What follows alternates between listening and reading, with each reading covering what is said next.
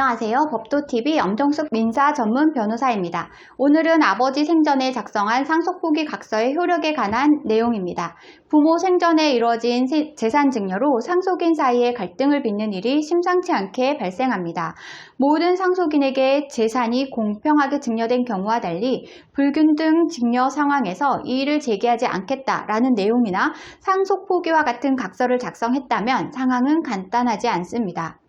법적 분쟁에서 합의는 강력한 효력을 갖는 중요한 증거가 됩니다. 다만 합의된 각서나 공증이 언제 작성되었는지에 따라 법적인 효력 유무가 달라지기도 합니다. 결론부터 말씀드리면 상속 문제는 상속권이 개시된 시점을 기준으로 각서나 공증 효력이 판단이 되고 있습니다.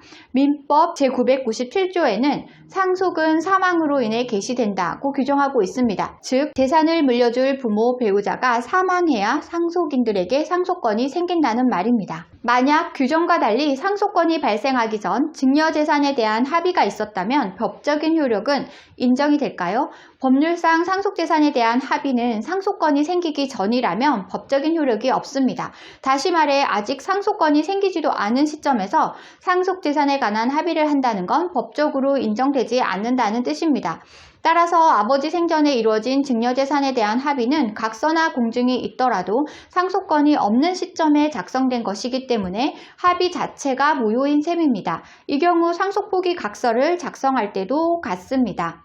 반면 상속권이 발생한 이후 작성된 상속재산에 관한 합의나 포기각서는 어떻게 될까요? 이 경우 이미 상속권이 발생한 이후이기 때문에 법적인 효력이 있게 됩니다.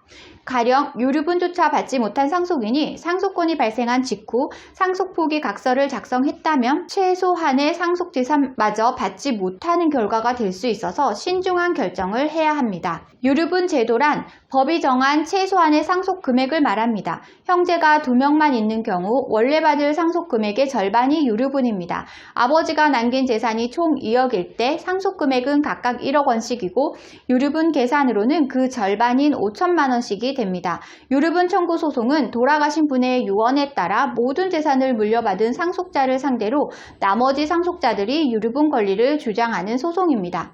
한편 아버지가 사망한 후 상속 포기각서를 작성했지만 유류분 권리자가 몰랐던 증여재산이 발견된 경우는 어떻게 될까요? 유류분은 권리자가 증여재산을 어디까지 알고 있었느냐가 중요합니다. 즉 유류분 권리자가 상속을 포기한다는 말은 자신이 알고 있던 재산 범위 내에서만 포기한다고 합의했을 뿐 몰랐던 재산은 그 범위에 포함되지 않는다는 뜻입니다.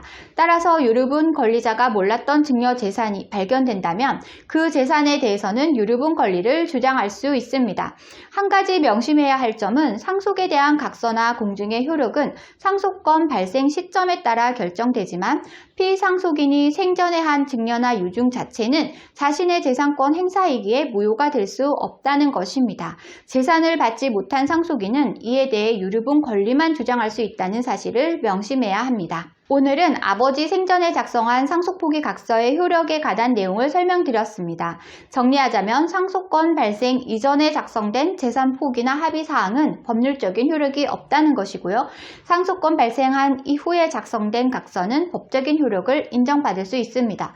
유류분 권리자가 몰랐던 재산은 각서의 효력과 상관없이 권리 행사가 가능합니다. 오늘 주제와 관련된 문의사항이나 유류분 관련 문의사항이 있으신 분들은 홈페이지에 문의사항을 남겨주시면 이메일로 답변 드리고 있는데요.